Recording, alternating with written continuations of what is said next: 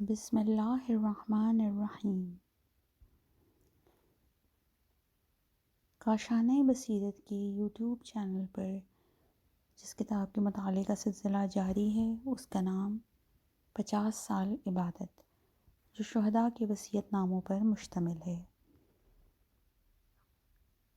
آج اس کتاب کا 7واں حصہ آغاز کرتے ہیں۔ 18ویں وصیت، شیر مرد، شہید محمد علی شاہ مرادی۔ شہید محمد علی شاہ مرادی ایسے شیر مرد تھے کہ دفاع مقدس ان کی اور ان کے دوستوں کی فداکاریوں اور شجاعتوں کا ہمیشہ ممنون احسان رہے گا۔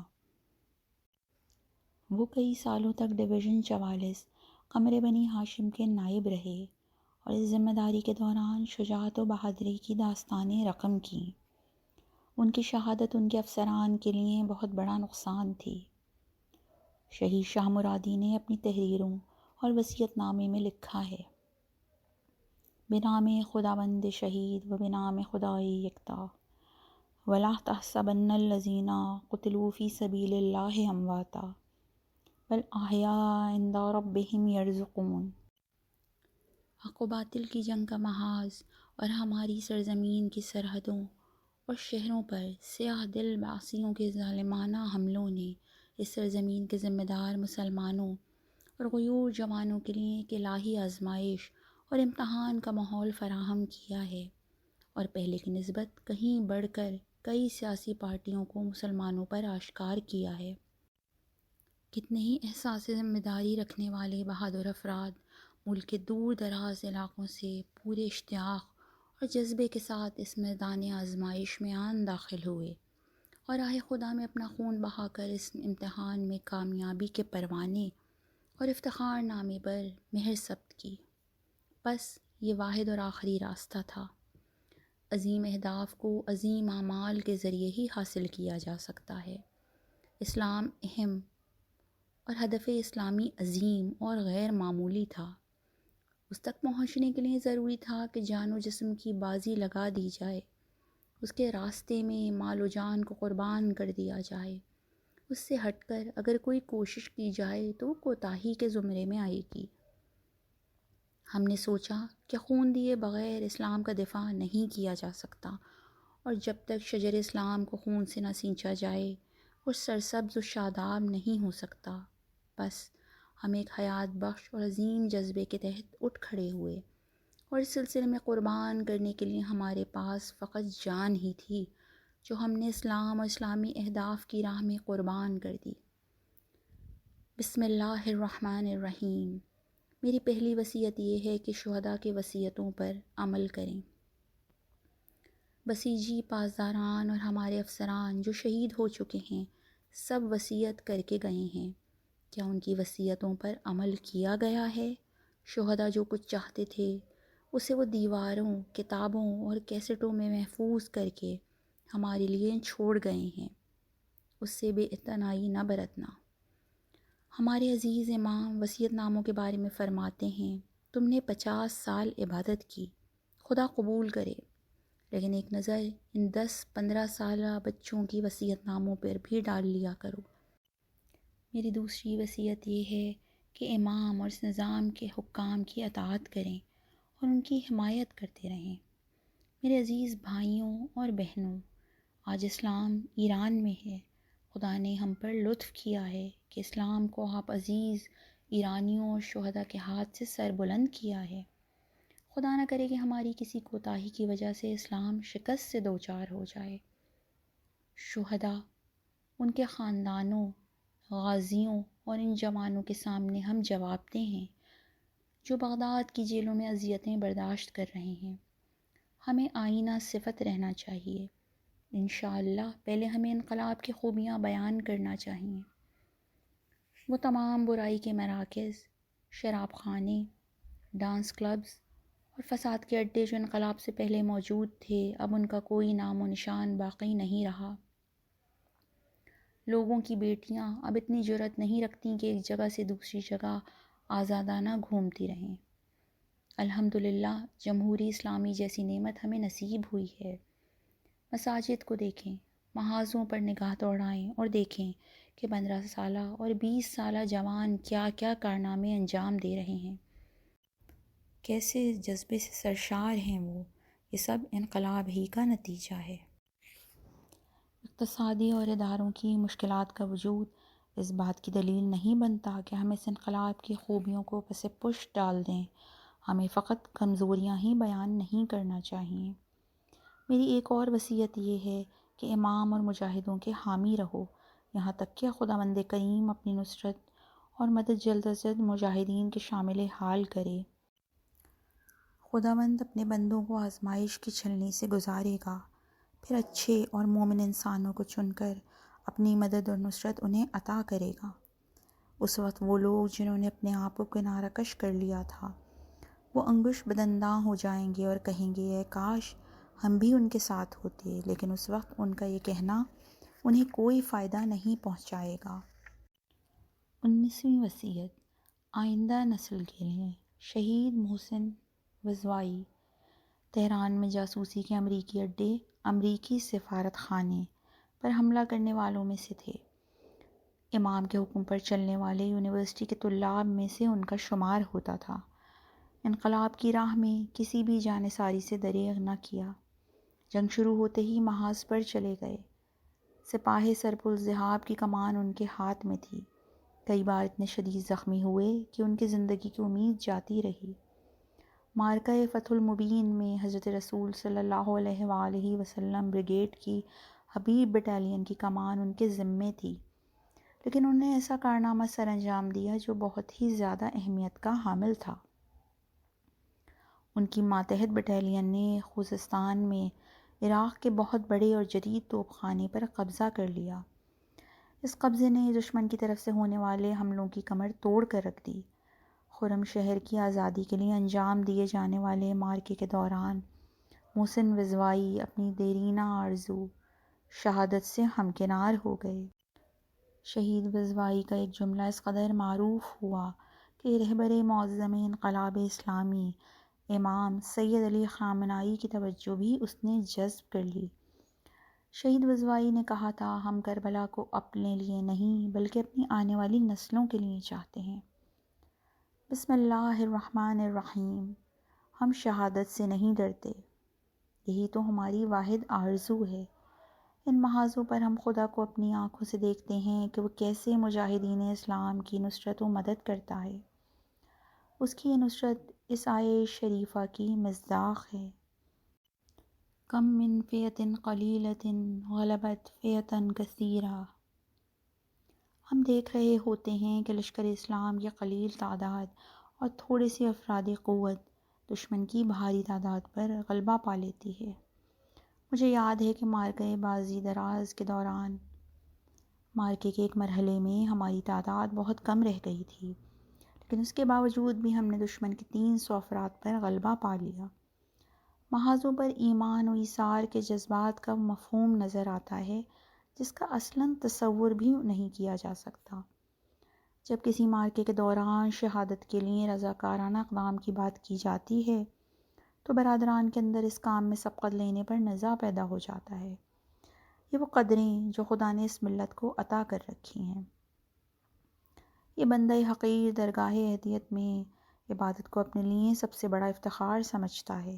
میں کہنا چاہتا ہوں، اے لقاء اللہ کے عاشقوں، اے مخلصوں، اور اے وہ لوگوں جو خدا کے نزدیک پہنچنے کے لیے سخت محنت و مشقت میں مشغول ہو، آؤ اور آ کر دیکھو کہ تمہارے بھائی خدا کی قربت کے اس مرحلے تک پہنچ چکے ہیں۔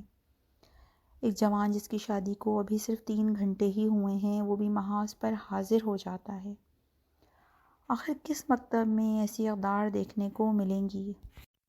میں خدا کو شاہد بنا کر کہتا ہوں کہ 4 ستمبر 1981 کو جب سرپرالذہاب میں ٹینک کا گولہ لگنے سے میں زخمی ہو گیا تھا اور میرے جسم سے بہت زیادہ خون بہہ گیا تھا، جس وقت خدا کی مدد سے مجھے ہوش آیا تو اس وقت میں اسپتال میں بہت ہی زیادہ تکلیف سے گزر رہا تھا، اتنا زیادہ کہ جس کا تصور بھی نہیں کیا جا سکتا۔ وہ تکلیف اتنی زیادہ تھی کہ ایک رات مجھے خواب آور ڈائزیپام کی 10 گولیاں دی گئیں، تب جا کر کچھ سکون آیا۔ لیکن جس وقت مجھے درد ہوتا تھا تو درد کی جسمانی تکلیف کے ساتھ ساتھ ایک روحانی لذت بھی محسوس ہوتی تھی۔ ایسا محسوس ہوتا تھا کہ میرے کندھوں سے کوئی بہت بڑا بوجھ اتر رہا ہو۔ ایک دفعہ نرس نے مذاق کرتے ہوئے مجھ سے کہا، تم نے ایسا کام کیا ہی کیوں کہ اس حالت میں پہنچ گئے؟ خمینی سے کہو کہ وہ خود ہی آ کر تمہیں ٹھیک کریں۔ تو میں نے اسے کہا، خدا خود ہی مجھے ٹھیک کر دے گا۔ اور پھر ایسا ہی ہوا۔ خدا کی قسم، جس وقت بھی کام کا بوجھ ذرا ہلکا ہوتا ہے تو اپنے آپ میں کمزوری اور کمتری کا احساس کرنے لگتا ہوں۔ اے ایران کی شہید پرور قوم، میں آج ایسے حالات میں زندگی بسر کر رہا ہوں کہ جہاں ایک لحظے کی غفلت بھی اسلام و قرآن سے خیانت کے زمرے میں آئے گی۔ ہمیں حتی الامکان خدا کے لیے کوشش کرنی چاہیے۔ آج طاغوت اور اس کے تمام گماشتے عزیز اسلامی انقلاب کے مقابلے میں آن کھڑے ہوئے ہیں، جن کی سرپرستی بقول امام شیطان بزرگ، بڑا شیطان امریکہ کر رہا ہے، اور اس کے ساتھ اس کے تمام حواری بھی موجود ہیں۔ بس خدا سے ہرگز غافل نہ ہونا، کیونکہ بعد میں پشیمانی کا کوئی فائدہ نہ ہوگا۔ امام کے فرمان کے مطابق ہمیں اپنے وظیفے پر عمل کرنا ہے۔ اگر ممکن ہوا تو فتح یاب ہو جائیں گے، اور اگر مارے بھی جائیں تب بھی شہید ہوں گے، اور شہادت بذات خود ایک کامیابی ہے۔ بس ہمیں پریشان ہونے کی ضرورت نہیں ہے۔ خدا سے بے خبر ان منافقوں کو علم ہونا چاہیے کہ قوم نے انہیں پہچان لیا ہے۔ اب جب کہ قوم محاذ پر مصروف جنگ ہے تو تم اس قوم کو پہلے سے زیادہ دہشت گردی کا نشانہ بنا رہے ہو۔ تم تاریخ کے وہ نامرد اور بزدل لوگ ہو جنہوں نے یزید ابن معاویہ سے لے کر ہٹلر تک تاریخ کے تمام ظالموں کو بھی شرمندہ کر کے رکھ دیا ہے۔ اجنبیوں کے ہاتھوں اپنے آپ کو بیچ دینے والوں، تمہیں شرم آنی چاہیے۔ آخر تم نے ایک ایسے گوارا کر لیا کہ شیر خوار بچوں سے لے کر اپنی جان ہتھیلی پر رکھے ہوئے علماء تک سب کو دہشت گردی کا نشانہ بنا رہے ہو۔ اس قوم کو جان لینا چاہیے کہ انقلاب کو سب سے زیادہ بڑا خطرہ یہی ہے، انقلاب کے اصل چہرے کو یہ منحرف لوگ مست نہ کر دیں۔ بس تمہیں امام کے دیے گئے دستور پر گامزن رہنا ہے، امام کو کبھی بھی تنہا نہ چھوڑنا۔ اے ایران کی مسلمان امت، تم تاریخ میں ایک نمونہ ہو۔ تم نے ایسے بیٹوں کی تربیت کی ہے جو شہادت کو اپنے لیے سعادت کا سب سے اعلیٰ درجہ شمار کرتے ہیں، فقط خدا کی طاقت پر بھروسہ کرتے ہیں، اور شکست کا ان کی نظروں میں کوئی مفہوم نہیں ہے۔ میں خدا کا شکر ادا کرتا ہوں کہ اس نے مجھے اپنی راہ میں اذیتیں برداشت کرنے کی توفیق عطا فرمائی۔ اس بات پر اس کا شکر ادا کرتا ہوں کہ اس نے اپنے نور کو روشن کرنے کے لیے مجھے ان معرکوں میں شرکت کا موقع عطا کیا۔ میں خدا سے اس بات کی دعا کرتا ہوں کہ وہ مجھے اپنی راستے میں شہادت نصیب فرمائے، اور جب اس کی مشیت سے اس دنیا سے چلا جاؤں تو مجھے شہداء کے زمرے میں شمار فرمائے۔ یہ دعا بھی کرتا ہوں کہ وہ مجھے میرے حال پر نہ چھوڑے، کیونکہ میں ایک حقیر و کمزور بندہ ہوں، اور اے خدا، تیری بارگاہ کے علاوہ کہیں بھی نہیں جا سکتا۔ اللہم ارزقنا شہادتاً فی سبیلک۔ اور آخر میں، اے میرے بھائیوں اور بہنوں، انقلاب ایک ایسی تحریک ہے جو اس بات حق کے لیے چلی ہے، اور یہ ذمہ داری ہم سب کی گردنوں پر عائد ہوتی ہے۔ احکام خداوندی کو سیکھو اور ان پر مکمل طور پر عمل کرو۔ میں جو کچھ بھی ہوں، میری عمر کا زیادہ حصہ طاغوت کے زمانے میں گزرا ہے، لیکن آپ لوگ آج حکومت اسلامی کی نعمت سے مالا مال ہیں، اور یہ عظیم ترین نعمت ہے جو خدا نے آپ پر نازل فرمائی ہے۔ اس نعمت کی قدر کریں اور خدا کا شکر ادا کریں۔ آخری بات، اگر آپ لوگ میرے شہید جسد کو واپس لانے میں ناکام رہیں تو اسے دشمن کے بارودی سرنگوں والے علاقے میں پھینک دیں، تاکہ کم از کم میری لاش اسلام کے کسی کام آ سکے۔ ومن اللہ توفیق۔ 17 مارچ 1982، رات 11 بجے، بلد اسفول محاذ۔ 20ویں وصیت، تشنہ لب، شہید علی دجلائی۔ ان کے نکاح کی تقریب آیت اللہ مدنی کے حضور منعقد ہوئی۔ اس تقریب میں انہوں نے اپنی شریک حیات کی طرف رخ کر کے کہا، کہتے ہیں کہ نکاح کے وقت دلہن کی دعا قبول ہوتی ہے۔ پھر تھوڑی دیر خاموش رہ کر ان سے درخواست کی کہ وہ نکاح کے وقت ان کی شہادت کے لیے دعا کریں۔ تبریز سے محاذ پر گئے، ٹریننگ کے انچارج تھے۔ ٹریننگ کے دوران بسیجی جوانوں پر انتہائی سختی سے کام لیتے۔ ان کا کہنا تھا ٹریننگ میں جتنی زیادہ سختی ہوگی، جنگ کے وقت اتنا ہی کم نقصان اٹھانا پڑے گا۔ علی تجلائی نے معرکہ بدر کی رات اپنے جوانوں سے کہا، پانی کی بوتلیں زیادہ نہ بھریں، آخر ہم ایک ایسے شخص کی زیارت کو جا رہے ہیں جسے پیاسا شہید کر دیا گیا۔ معرکہ بدر میں انہوں نے شجاعت کی داستان رقم کی اور تشنہ لبی کی حالت میں یار حقیقی سے ملاقات کو چلے گئے۔ اس کے بعد ان کی کوئی خبر نہ مل سکی۔ طلائیہ کی سرزمین آج تک علی تجلائی جیسے سرداروں کا راز اپنے سینے میں محفوظ کیے ہوئے ہے۔ بسم اللہ الرحمن الرحیم۔ اے امام، اے امت کے رہبر، اے روحانی باپ کہ جنہوں نے اپنے کلمات کے ذریعے ہمارے طاغوتی نفوذ کا تزکیہ کیا، آپ جان لیں کہ جب تک خون کا آخری قطرہ اور آخری سانس میرے بدن میں ہے، میں آپ کا مقلد اور مقتدی ہوں۔ خدا کی قسم، جو عہد و پیمان میں آپ سے باندھ چکا ہوں، اس سے پلک جھپکنے تک بھی پیچھے نہیں ہٹوں گا، اور میرے بدن سے خون کا آخری قطرہ بھی لفظ خمینی کا نقش بنائے گا، کیونکہ میں نے اس وفاداری کو مکتب کربلا اور حضرت عباس علمدار حسین علیہم السلام سے سیکھا ہے، اور شہید آیت اللہ بہشتی کی شخصیت میں اس وفاداری کو اپنی آنکھوں سے دیکھا ہے۔ میرے بابا اور ماں جن کے دلوں سے ابھی تک میرے بھائی مہدی کا غم نہیں اترا، کہیں میری شہادت آپ کو غمناک نہ کر دے۔ آپ کو جتنا بھی گریہ کرنا ہے امام حسین علیہ السلام اور ان کے اہل بیت علیہم السلام پر کریں۔ آپ کو اس بات پر خوش ہونا چاہیے کہ آپ اسلام کے تربیتی لائحہ عمل اور طور طریقوں کے سائے میں خط ولایت و امامت پر اپنی اولاد کی تربیت کرنے میں کامیاب ہوئے ہیں۔ نہ صرف یہ کہ مہدی میرے اور دوسرے شہداء کے لیے گریہ نہ کریں، بلکہ ہمارے مزار بھی تلاش نہ کریں۔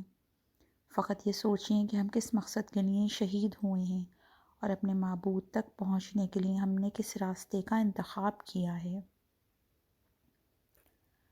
دعا کریں کہ خدا ہمارے گناہوں سے درگزر فرما دے۔ میری شریک حیات، میں جانتا ہوں کہ میرے بعد بن باپ کے بچوں کی تربیت کرنے اور انہیں پالنے پوسنے میں تمہیں بہت زیادہ مشقت کا سامنا کرنا پڑے گا، لیکن تمہارے لیے ایک عظیم بشارت بھی ہے کہ اگر اس نے اس گنہگار کو شہادت کے قابل سمجھا تو اپنے وعدے کے مطابق وہ خود تمہارا سرپرست و ولی ہوگا، اور یہ نعمت بہت ہی کم خاندانوں کے حصے میں آتی ہے۔ اس نعمت کا شکر یہی ہے کہ مشکلات کے مقابلے میں صبر کیا جائے اور خداوند متعال کی بارگاہ میں مکمل عبودیت کا اظہار کیا جائے۔ تمہیں معاشرے کے سامنے اس چیز کا عملی اظہار کرنا ہوگا کہ کیسے عمل میں حضرت فاطمہ زہرا سلام اللہ علیہا اور حضرت زینب سلام اللہ علیہا کی پیروی کی جا سکتی ہے، جو ایک بہترین ماں بھی تھیں اور ایک بہترین پیغامبر کہ جن کے پیغامات نے تاریخ بشریت کو جھنجھوڑ کر رکھ دیا۔ میری بیٹی، میں جانتا ہوں کہ تم ابھی چھوٹی ہو اور میں تمہیں یاد بھی نہیں ہوں، لیکن جب تم بڑی ہو جاؤ گی تو حتماً اپنے بابا کا حال اور اس کی شہادت کی وجہ جاننا چاہو گی۔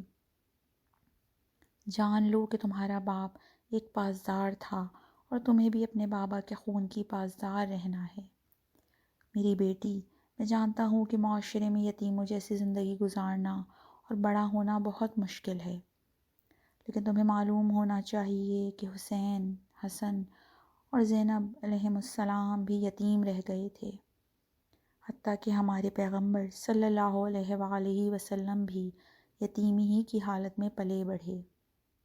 میری بیٹی، جب بھی تمہارا دل پریشان ہو تو زیارت عاشوراء پڑھ لینا اور سید الشہداء امام حسین علیہ السلام کی مصیبتوں کو یاد کر لینا، میں امید کرتا ہوں کہ تم مستقبل میں اپنے بابا کے لیے ایک شائستہ اور اچھی وارث ثابت ہوگی۔ پروردگارا، مجھے اور میرے بچوں کو نماز قائم کرنے والوں میں سے قرار دے اور میری دعا کو قبول فرما۔ پاسدار بھائیوں، امید کرتا ہوں کہ اپنی بزرگواری کا لحاظ کرتے ہوئے خدا کے اس حقیر بندے کو ضرور معاف کر دو گے۔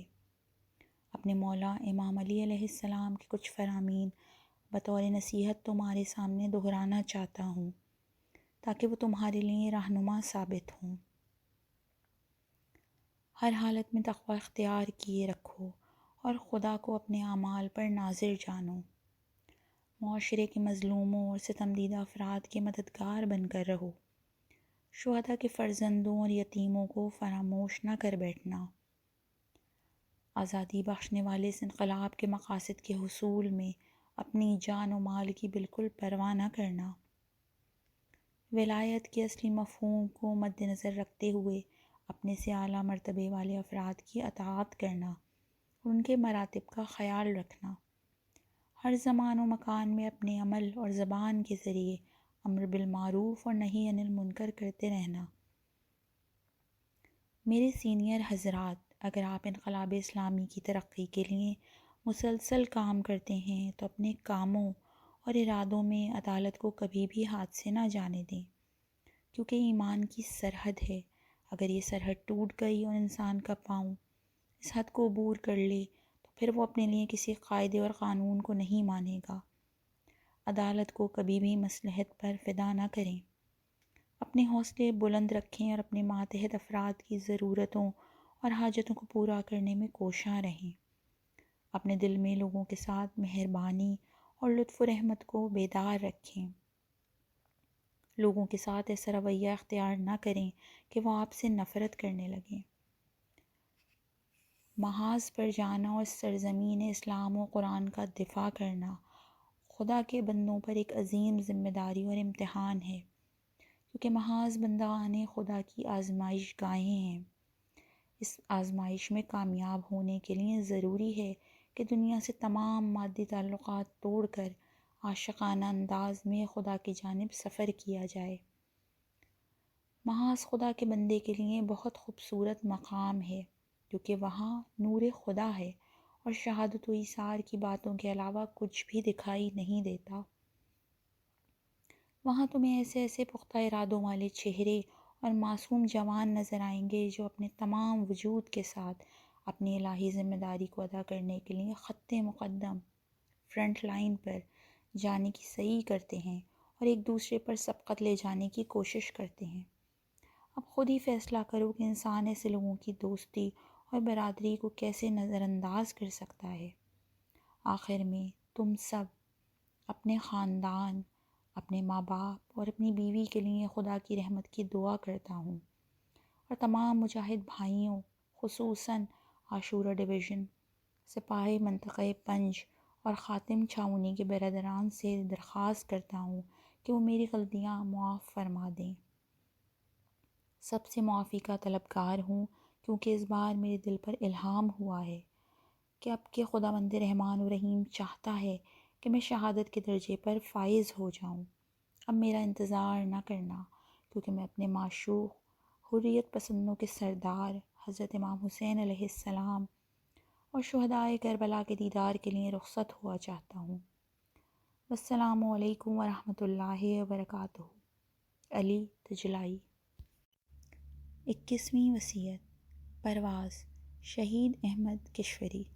جنگ کے ابتدائی دنوں میں تمام دشمن اس بات پر متحد ہو گئے کہ جیسے بھی ممکن ہو ہمارے اسلامی ملک کو نقصان پہنچائیں۔ اس کے لیے انہوں نے ایک راستہ یہ اختیار کیا کہ مختلف شعبوں میں ہمارے ماہرین اور کارآمد افراد کو اپنی طرف جذب کرنے لگے۔ انہوں نے ہمارے تمام ہوا بازوں کو دعوت نامہ بھیج دیا کہ ایران کو چھوڑ دیں، لیکن ایسے میں کچھ عظیم افراد وہ بھی تھے جنہوں نے ذلت پر عزت کو ترجیح دی۔ ان میں سے ایک ہوا باز شہید احمد کشوری بھی تھے۔ وہ ایک حزب اللہی اور مومن ہوا باز تھے جو دوسرے ہوا بازوں پر بھی اپنا اثر و رسوخ رکھتے تھے۔ کشوری، شیرودی اور سلیان وغیرہ وہ ہوا باز تھے جنہوں نے دشمن کے ٹینکوں کو آگے نہ بڑھنے دیا اور مغربی محاذ پر عراقی فوجوں کو ناکوں چنے چبوا دیے۔ ایک عظیم مارکے میں انہوں نے دشمن کے 50 ٹینکوں کو زمین بوس کر دیا۔ بالآخر سپاہ اسلام کے دلیر سردار 1980 کی خزاں کے ایک غم انگیز دن جب اپنے ایک مشن سے واپس آ رہے تھے تو دشمن کے ایک جہاز کا نشانہ بن گئے اور جام شہادت نوش کر لیا۔ بسم اللہ الرحمن الرحیم۔ در مسلق عشق جز نکو را نکشند، روبه صفتان زشت خو را نکشند۔ مسلک عشق میں فقط نیک انسان کی جان لی جاتی ہے، بری صفات والوں کی طرف تو دیکھا تک نہیں جاتا۔ خدایا شیطان کو ہم سے دور فرما، ہر روز اس آسمان سے ایک ستارے کو نیچے اتار لاتے ہیں مگر پھر بھی آسمان ستاروں سے بھرا ہوا ہے۔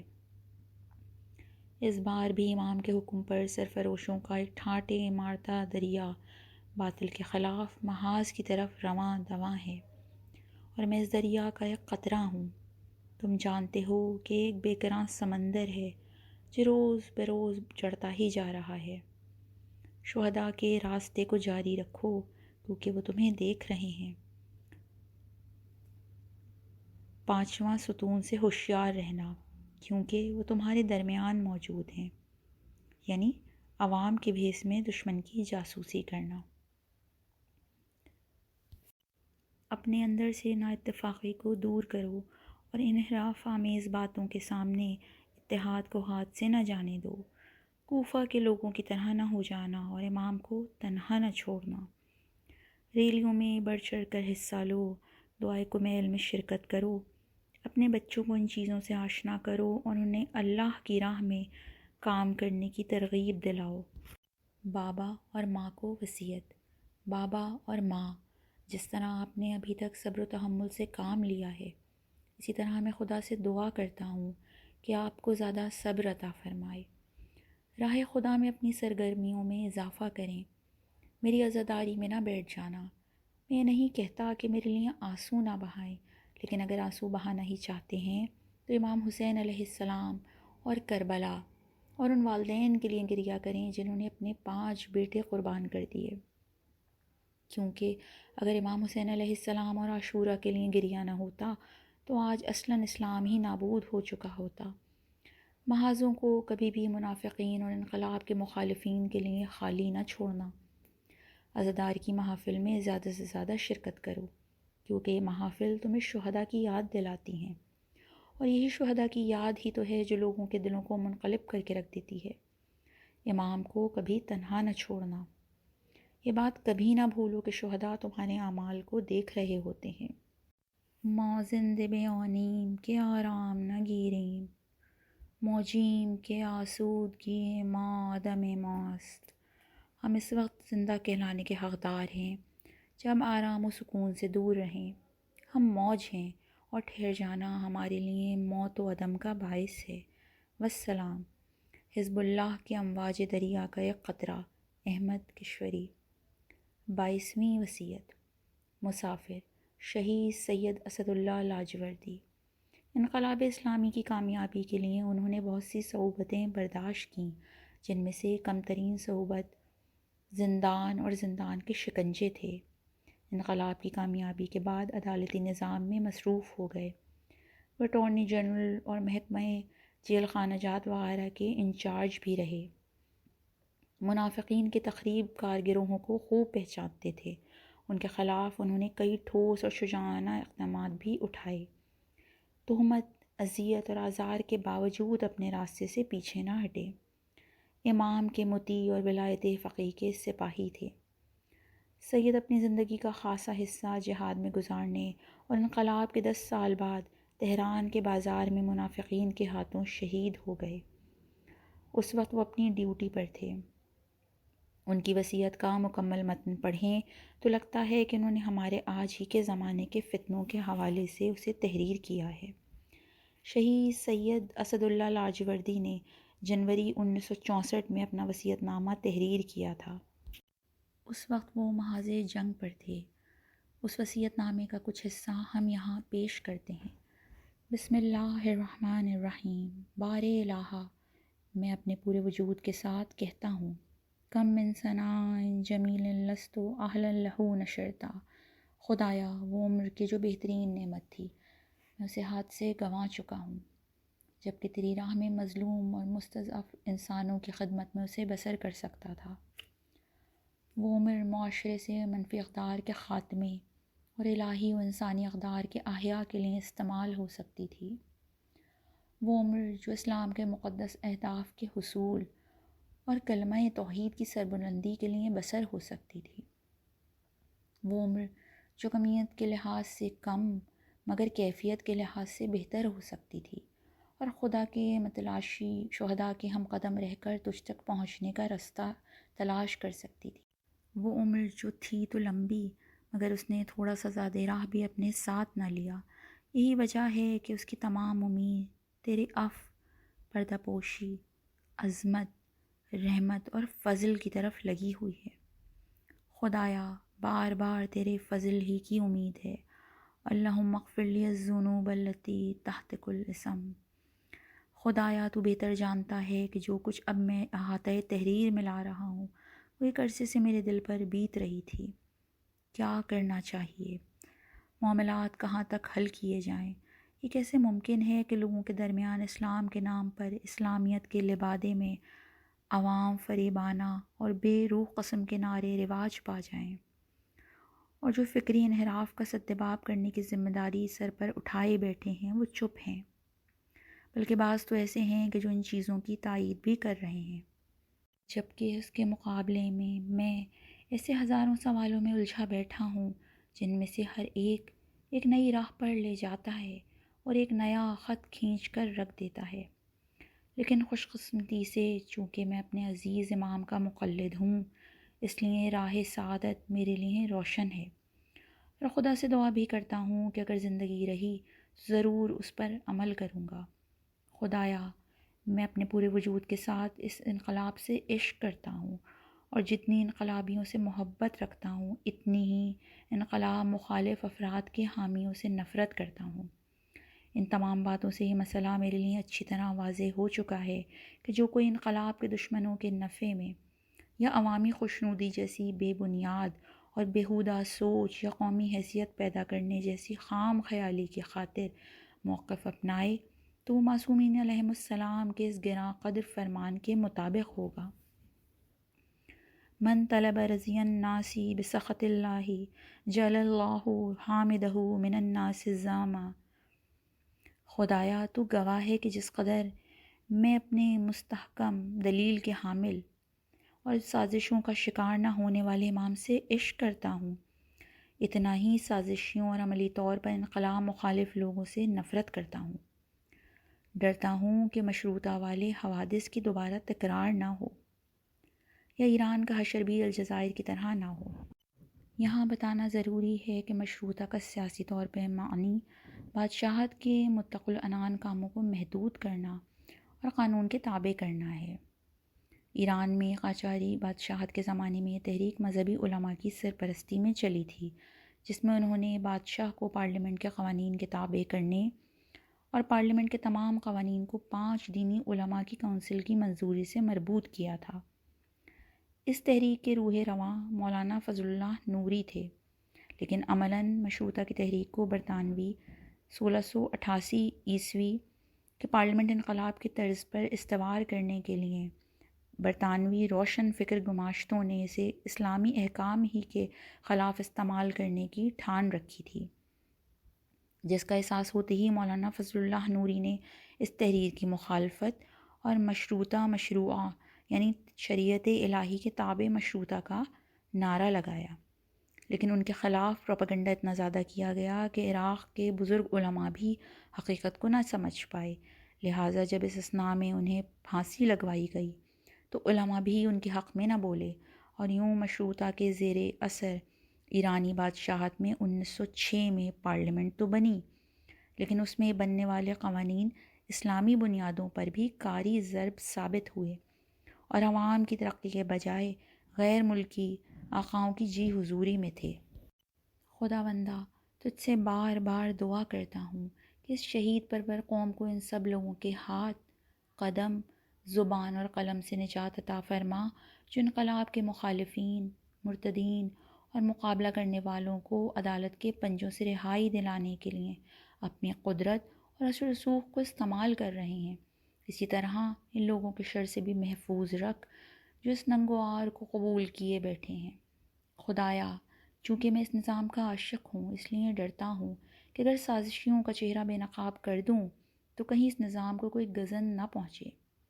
میں انہیں نصیحت کرتا ہوں کہ صنفی اختلافات اور لفاظی سے ہٹ کر قیامت اور اس کے دقیق ترین حساب و کتاب پر یقین پیدا کریں اور ہوشیار رہیں کہ اس گروہ میں سے نہ ہو جائیں جن کے بارے میں قرآن فرماتا ہے لما تقولون ما لا تفعلون کبر مقتا عند اللہ ان تقولوا ما لا تفعلون۔ سورہ صف آیت 2 اور 3۔ صاحبان قدرت و رسوخ کو میری یہ نصیحت ہے کہ اگر اپنے کاموں کو پسندیدہ بنانا چاہتے ہیں تو عوام فریب اور سیاسی نعروں کے بجائے انقلاب مخالفوں، ظالم مالداروں، حرام خوروں اور حرام اندوزوں سے چھٹکارے کے لیے انہیں بالمشافہ یا ٹیلی فون کے ذریعے جو تجاویز دی ہیں انہیں بروئے کار لائیں، شجاعت اور دلیری سے عوام کے لیے بیان بھی کریں۔ اور اعلیٰ عہدیداروں کو میں نے بارہا بتایا ہے کہ ان لوگوں کا خطرہ منافقین کے خطرے سے بہت بڑھ کر ہے، کیونکہ یہ لوگ منافقین کے طور طریقے لیے حزب اللہیوں کی صفوں میں آن گھسے ہیں اور آہستہ آہستہ انہیں اس جہاز سے بدل کر کے ریٹائرمنٹ لینے پر آمادہ کر لیا ہے اور ہماری فرنٹ لائن پر خود قبضہ جما کر بیٹھ گئے ہیں۔ والسلام۔ یہاں اس حصے کا اختتام کرتے ہیں۔ والسلام علیکم ورحمۃ اللہ وبرکاتہ۔